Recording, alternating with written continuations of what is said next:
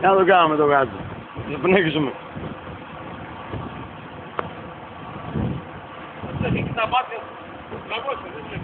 Ω, θα μας κάνει πατούρα τώρα. Έλα έτσι. Γάμο.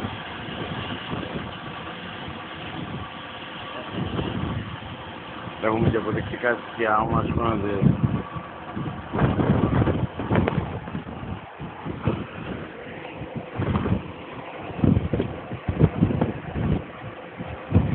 Πάλι το μέσα εσύ. Ω, θα μας κάνει χάλια.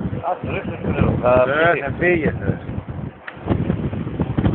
Να εξυπηρετεί αυτός κατευθείαν. Δεν έχει πρόβλημα. Εντάξει, τώρα. Σώθηκε.